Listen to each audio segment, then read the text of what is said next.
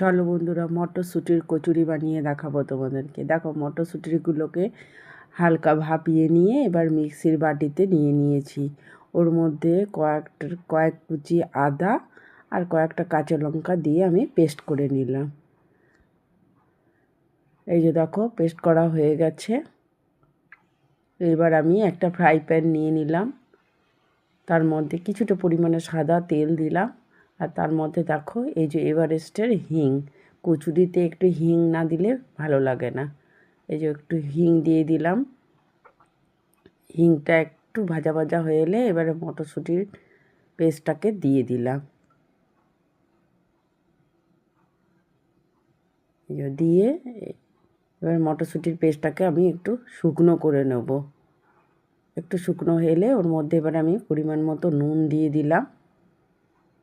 আর আগে থেকে আমি জিরে আর শুকনো লঙ্কা একটা গুঁড়ো করে রেখেছিলাম, সেটা উপর থেকে দিয়ে দিলাম। দিয়ে দেখো, আমার একদম মটরশুঁটির পুরটা রেডি হয়ে গেল।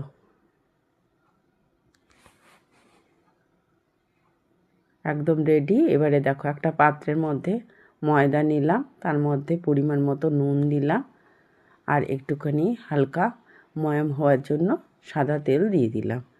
দিয়ে এবারে জল দিয়ে ভালো করে মেখে নিলাম ময়দাটাকে। ময়দাটা মাখা হয়ে গেলে ওপর থেকে হালকা একটু তেল দিয়ে কিছুক্ষণের জন্য ঢেকে দেবো, তাহলে একটু খাস্তা আর মচমচা হয়। এই যে কিছুক্ষণের জন্য ঢেকে দিলাম। এই যে ঢাকনা তুলে এবারে ছোট ছোট আমি লেচি করব। লেচি করে আর ছোট ছোট বাটির আকারে বানাবো। এই যে বাটি বানিয়ে নিলাম। এর মধ্যে আমি মটরশুঁটির পুরগুলোকে আমি দিয়ে মুখটাকে আমি বন্ধ করে নেব। এইভাবে দেখো, আমি সব পুরগুলোকে রেডি করে নিয়েছি। এবার এক এক করে আমি বেলে নেব। বেলে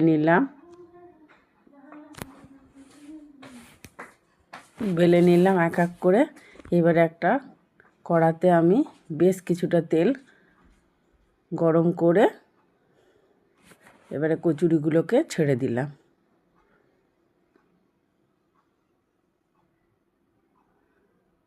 এই যে কচুরিগুলো একদিক ভাজা হয়ে গেলে আমি আর একদিক উল্টে দিলাম। দেখো, একদম মচমচা কচুরি তৈরি। কেমন হয়েছে বন্ধুরা? আর তোমরা কেমন করে বানাও?